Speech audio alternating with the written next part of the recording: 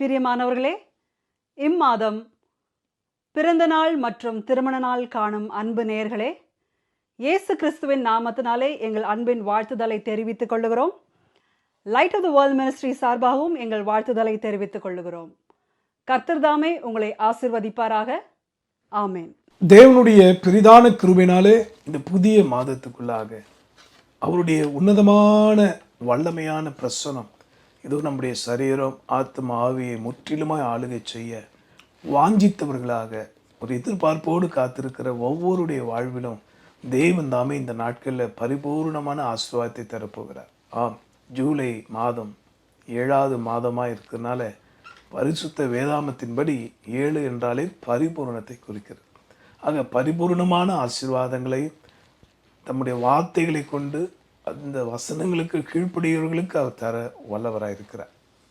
ஆக இந்த நாளிலும் கூட தேவனுடைய கிருபையினாலே யூத மக்கள் எங்கெல்லாம் செதறி இருக்கிறாங்களோ, அது எங்கெல்லாம் தேசங்களில் கிடக்கிறாங்களோ, எல்லோரும் தங்களுடைய சுய தேசமாகிய இஸ்ரவேல் நாட்டை தேடி வரும்படி தேவன் கிரியை செய்து கொண்டிருக்கிறார். காரணம், அவர் உரைத்த தீர்க்க தரிசனம் பலமாய் நிறைவேறி கொண்டிருக்கிறது. ஆம் பிரியமானவர்களே, பிளெஸிங்ஸ் வித் கண்டிஷன்ஸ், நிம்மதிகளுடன் கூடிய ஆசீர்வாதங்களை தான் இந்த நாளிலே நாம் சிந்திக்க இருக்கிறோம். அங்கே ஒவ்வொரு வார்த்தையும் நீங்கள் கவனமாக கேட்பீங்கன்னா நிச்சயமாக இந்த வார்த்தையின்படி தேவன் உங்களையும் உங்கள் குடும்பத்தையும் உங்கள் எதிர்காலத்தையும் அபிரதமாய் ஆஸ்வதிப்பார் என்பதில் சந்தேகம் இல்லை.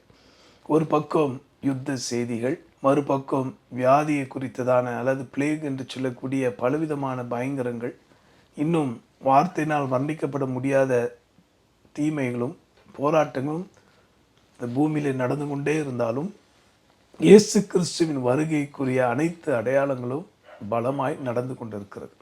ஆக அவருடைய வார்த்தையை ஆவலோடு தாகத்தோடு கேட்கிற நீங்கள் யாவரும் ஆசீர்வதிக்கப்படவே உணர்த்தப்படவே இன்னும் தேவனாகி இயேசுவுக்கு நீங்கள் கனி தரவே இந்த அற்புதமான பணியை செய்ய எல்லளவு தகுதியில்லாத என்னை தேவன் கிருபையினாலே ஒரு ஆவிக்குரிய இஸ்ரவேலனாய் மாற்றி கிருபையாய் பயன்படுத்தி வருகிறார். ஆக உங்களுடைய புரிதலுக்காக ஒரு வசனத்தை நாம் வாசிக்கலாமா?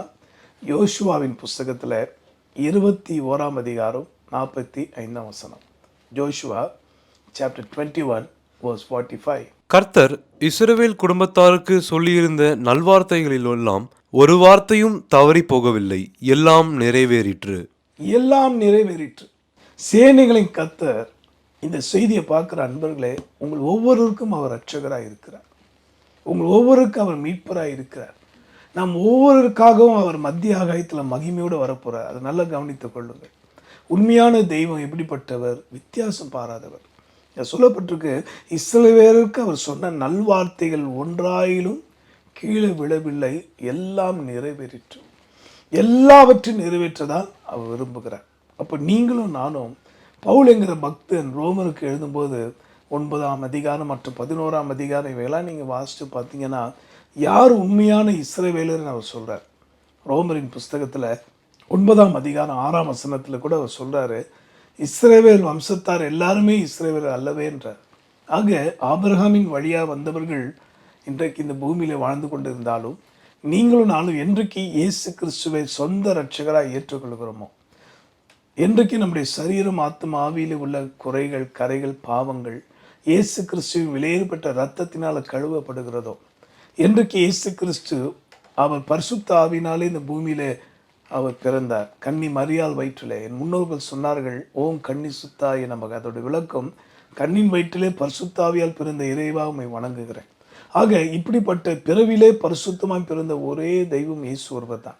அவருக்கு முன்பாக தேவன் யாரும் இருந்ததும் இல்லை, அவருக்கு பின்பாக யாரும் வந்ததும் கிடையாது. ஆக ஒரே மெய்யான தெய்வமாகிய அந்த ஆண்டவராகிய இயேசு கிறிஸ்துவை யாரெல்லாம் இரட்சகராய் மனதார ஏற்றுக்கொண்டு அவர் வழியில் நடக்கிறார்களோ, அவருடைய வார்த்தையை விசுவாசித்து அவருடைய வேத வசனத்துக்கு பயந்து நடக்கிறார்களோ, அவர்கள்தான் ஆவிக்குரிய இஸ்ரவேலர்.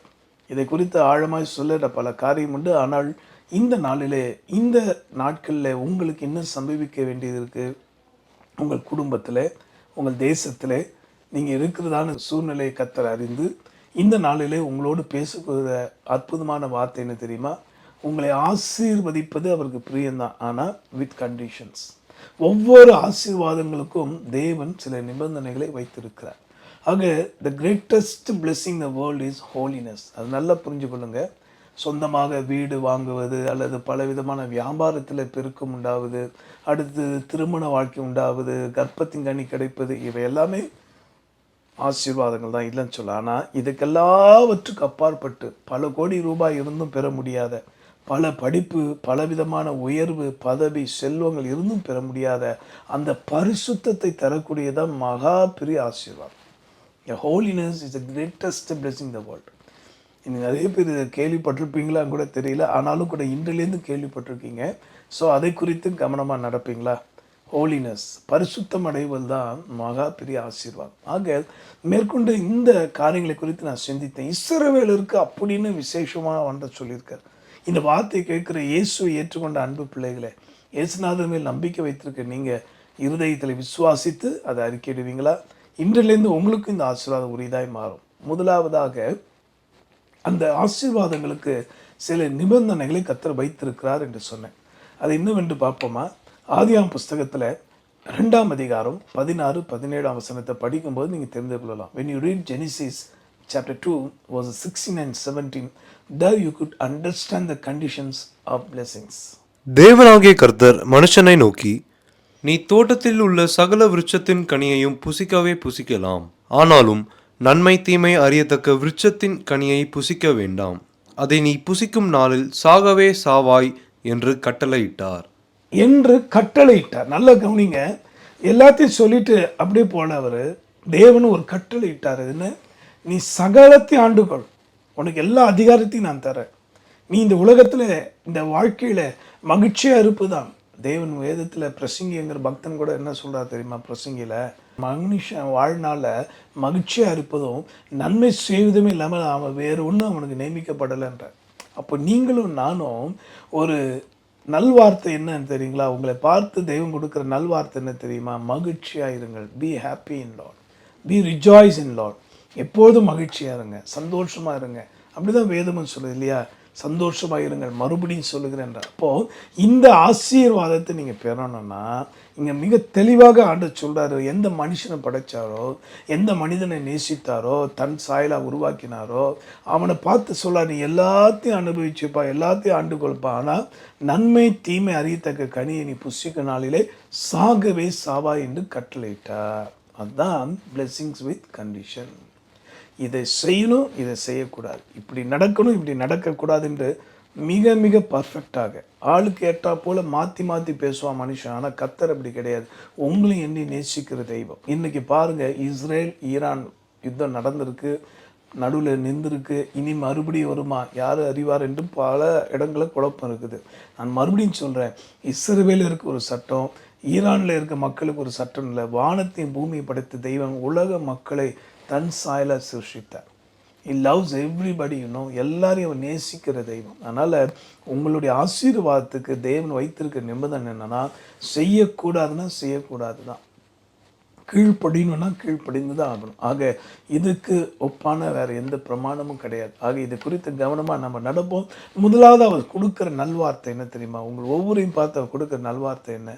ஏசாயாவின் புஸ்தகத்தில் 41ஆம் அதிகாரத்தில் 14ஆம் வசனத்தை நம்ம வாசிக்கும் போது தெரிஞ்சு கொள்ளலாம். When you read book of Isaiah chapter 41 verse 14, யாக்கோபு என்னும் பூச்சியே, இஸ்ரவேலின் கூட்டமே, பயப்படாதே, நான் உனக்கு துணை நிற்கிறேன் என்று கர்த்தரும் இஸ்ரவேலின் பரிசுத்தரமாகிய உன் மீட்பர் உரைக்கிறார். இஸ்ரவேலின் பரிசுத்தராகிய உன் மீட்பர் சொல்றது என்னன்னா, இஸ்ரவேல் இன்னும் சிறு கூட்டமே. எடுத்த உடனே உங்களை பெரிய கூட்டம்னா அவர் சொல்லலைங்க. எப்படிப்பட்டவங்களா? இஸ்ரவேல் இன்னும் சிறு கூட்டமே. அப்போ இந்த வார்த்தையின்படி நீங்கள் என்ன செய்யணும்னா, முதலாவது உங்கள் நிலைமை என்ன என்பது நீங்கள் புரிஞ்சுக்கோங்க. உங்களை உயர்த்துவதோ உங்களை பெருக பண்ணுவதோ அவருக்கு 100% விருப்பம் உண்டு. You want to multiply your blessings. அதாவது தேவனுக்கு பரிசுத்தவான்களை ஒரு பக்கம் அவர் உருவாக்கினாலும் அவர் ஒரு காலம் ஒருபோதும் சோம்பேறிகளை விரும்புவது கிடையாது. சுறுசுறுப்பு உள்ளவனுடைய கைகள் செல்வத்தை சேர்க்கும்னு நீதிமொழியில் சொல்லப்பட்டிருக்கு. அப்போ ஆவிக்குரிய வாழ்க்கையில் சுறுசுறுப்பாக இருக்கிறவங்க ஆத்துமாக்களை சேர்த்து கொண்டே இருப்பாங்க. அதே போல் உலக ரீதியான வாழ்க்கையில் நல்ல சுறுசுறுப்பாக இருக்கிறவங்க அடுத்த லெவல் ஆஃப் பிளெஸ்ஸிங்ஸ்குள்ளே போயிட்டே இருப்பாங்க. அதாவது அவங்களுடைய வேலை ஸ்தலத்தில் இருந்தாலும் சரி, அது பண விஷயமா இருந்தாலும் சரி. எதுக்கு நான் சொல்கிறேன்னா, இங்கே கொடுக்கப்பட்டிருக்கு இஸ்ரவேல் என்னும் சிறு கூட்டமே. மத்தேயு புஸ்தகத்தில் 22ஆம் அதிகாரம் 14ஆம் வசனத்தில் கூட ஆண்டவராக இயேசு கிறிஸ்து இந்த உலக மக்களை பார்த்து என்ன சொல்லியிருக்கிறார் தெரியுமா? படிக்கலாமா? Matthew chapter 22:14. அந்தபடியே அழைக்கப்பட்டவர்கள் அநேகர், தெரிந்து கொள்ளப்பட்டவர்களோ சிலர் என்றார். சிலர், நல்லா தெரிஞ்சுக்கொள்ளுங்க, இஸ்ரவேல் என்னும் சிறு கூட்டமே, அழைக்கப்பட்டவர்களோ அநேகர், தெரிந்து கொள்ளப்பட்டவர்களோ சிலர். இந்த வேத வாக்கியத்தின்படி இந்த தீர்க்க தரிசன வார்த்தை உங்கள் வாழ்க்கையில் நிறைவேறணும்னா, நான் மறுபடியும் சொல்கிறேன், பிளெஸிங்ஸ் வித் கண்டிஷன். இதை மறந்துடாதீங்க. கர்த்தர் உங்களுக்கு கொடுக்குற ஆசீர்வாதத்துக்கு அவர் சில நிபந்தனைகளை வைத்திருக்காது. என்னன்னா, நீங்களும் நானும் சிறு கூட்டம்தான். ரெண்டாவது, அங்கே சொல்லப்பட்டு இருக்கிறது, அவர் உங்களை அழைத்திருப்பது உண்மைதான், ஆனால் தெரிந்து கொள்ளப்பட்ட நாமும் ஒரு சிலர் தான். வேதத்தில் நீங்கள் பார்த்தீங்கன்னா, விசாலமான பாதையில் பிரயாணப்படுறதுக்கு இன்றைக்கி போட்டி போட்டு போகிறாங்க. அதாவது தவறான வழிகளில் போய் தவறான காரியத்தை செய்து நரகத்துக்கு போகிறதுக்கு இன்றைக்கி நிறைய பேர் ஆவலாக இருக்காங்களாம். ஆனால் இடுக்கமான வாசல் வழியாக பிரவேசிப்பவர்கள் ஒரு சிலரேன்னு வேதம் சொல்லுது. ஆக என் அன்பானவர்களே, இந்த வேத வாக்கியத்தின்படி சகல நிபந்தனைகளும் கர்த்தர் பரிசுத்த வேதாகமத்தில் தந்திருக்கிறார். இதுக்கு பல உதாரணங்களே நான் வேதத்திலிருந்து சொல்ல முடியும். ஆனாலும் கூட இப்பொழுதும் கூட உங்களுடைய ஆசீர்வாதத்துக்காக தான் இத்தனை வார்த்தைகள் உங்களோடு நான் பகிர்ந்து கொண்டேன். இந்த இஸ்ரவேலராகிய உங்களை பார்த்து அவர் சொல்றாரு, பயப்படாதே, நீ திகையாதே, நான் உன் தேவன், நான் உனக்கு துணை செய்கிறேன். ஏசாயா 43ஆம் அதிகாரத்தில் முதல் வாக்கியத்தை நம்ம வாசித்து இப்போ ஜெபிக்க போகிறோம். Let us read from the book of Isaiah chapter 43:1. இப்போதும் யாக்கோபே, உன்னை சிருஷ்டித்தவரும் இஸ்ரவேலே, உன்னை உருவாக்கினவருமாகிய கர்த்தர் சொல்லுகிறதாவது, பயப்படாதே, உன்னை மீட்டு கொண்டேன், உன்னை பேர் சொல்லி அழைத்தேன், நீ என்னுடையவன். The greatest blessing என்னன்னா, you are mine. அவர் சொல்றார், நீ என்னுடையவள், நீ என்னுடையவன். இன்னைக்கு இந்த அனுபவத்தை பெற்றவர்களா ஆண்டவரை நோக்கி நம்ம ஸ்தோத்தரிக்க போகிறோம். நீங்கள் பயப்படாதீங்க. அவர் சொல்கிற அடுத்த நல்வார்த்தை என்னென்னா, don't be afraid, do not have fear. இந்த உலகத்தை குறித்து, வியாதியை குறித்து, கவலையை குறித்து, எந்த தீமையை குறித்து நீங்கள் கவலைப்படாதீங்க. கர்த்தருக்கு பயப்படுகிற பயத்தோடு நீங்கள் வாழ்வீங்கன்னா, அதை காத்துக்கொள்வீங்கன்னா, உன்னை நான் மீட்டு கொண்டேன். கர்த்தர் நிச்சயம் வருகையில் நம்மை எடுத்துக்கொள்ளப் போகிறார். சந்தோஷமாய் அவரை நோக்கி ஜெபிப்போமா? நன்றி ஆண்டவரே, இந்த தீர்க்க தரிசன வார்த்தையின்படி உங்கள் பிள்ளைங்க ஒவ்வொரு நீ ஆசீர்வதியும். நீ தருகிற இந்த நிபந்தனைகளுக்கு ஆமீன் என்றும் கீழ்ப்படிந்து உங்களுடைய வழிபடி நடக்க அருள் தாரும். சொல்லப்பட்டபடி எதை குறித்து, அந்த உலக ரீதியான நடக்கிற காரியங்களை குறித்து கலங்காமல் பயப்படாமல் எங்கள் ஆத்மானாலும் இயேசுவின் வருகை எதிர்நோக்கி மனமகிழ்ச்சியோடு வாஞ்சியோடு கூட காணப்பட எங்களுக்கு கிருபை பாராட்டும். இந்த தீர்க்க தரிசன வார்த்தையின்படி ஒவ்வொரு நீ ஆசீர்வதியும். இவர்கள் பயமுறுத்துகிற வியாதிகள், கடன் சுமைகள், போராட்டங்கள், இன்னும் என்னென்ன தீங்கு இருக்கும் அதை கடிந்து கொண்டு கர்த்தருக்கு பயப்படுகிற பயத்தோடு நல்ல பரிசுத்தவான்களுடைய ஐக்கியத்தை காத்துக்கொண்டு ஆண்டவரே ஆவின் ஒழுங்கும்படி வேதாமத்தை சொல்லப்பட்டபடி சகல ஆவிக்குரிய சட்ட திட்டங்களின்படி அவர்கள் நடந்து ஜெயிக்க கர்த்தர் அருள் புரியும். கேட்ட வார்த்தையின்படி ஒவ்வொரு நீ ஆசீர்வதியும். கிருபை பாராட்டு. மீட்பர் மூலமாக ஜெபிக்கிறோம் எங்கள் நல்ல பிதாவே, amen. Light of the World Ministry உங்களை ஒவ்வொரு இதையும் பலப்படுத்தி கொண்டு இருக்குது இல்லையா? தொடர்ந்து ஜெபிக்க, இந்த ஊழியத்தோடு நடக்க, கர்த்தரை மகிமைப்படுத்த மறக்காதீங்க. கர்த்தர் உங்களை ஆசீர்வதிப்பார். ஆமென். கர்த்தருக்கு ஸ்தோத்திரம். இவ்வளவு நேரம் தேவனுடைய வார்த்தையை கேட்ட நீங்க ஆசீர்வதிக்கப்பட்டிருப்பீங்க என்று நம்புகிறோம். யூடியூபில் ஷேர் பண்ணுங்க, சப்ஸ்கிரைப் பண்ணுங்க, பெல் ஐக்கான் மறக்காம கிளிக் பண்ணுங்க. தேங்க்யூ. அன்பார்ந்த நேயர்களே, இன்று உங்கள் ஜெபத்தால் வளர்ந்து வரும் இந்த ஊழியத்தை தொடர்ந்து தாங்குங்கள். எவன் நீர் பாய்ச்சுகிறானோ அவனுக்கு நீர் பாய்ச்சப்படும் என்ற தேவ வசனத்தின்படி இந்த ஊழியத்தை நீங்களும் தாங்கி நீங்களும் ஆசீர்வாதம் பெறுங்கள். நீங்கள் உங்கள் ஜெப குறிப்பு மற்றும் உங்கள் உதாரணத்துவமான காணிக்கையை எங்களுக்கு எழுதி அனுப்ப வேண்டிய முகவரி: brother R Mani Iyer, Light of the World Ministries, AP 1627, 103வது தெரு, 14வது செக்டர், KK நகர், சென்னை 78. உங்கள் காணிக்கையை வங்கி மூலம் அனுப்பிட எங்கள் முகவரி Light of the World Ministries, account number 4625421311, Indian Bank, Ashok Nagar branch, IFSC code IDIB 000A031 என்ற வங்கி கணக்கிற்கும் நீங்கள் உங்கள் ஊரிலிருந்தே காணிக்கையை அனுப்பலாம்.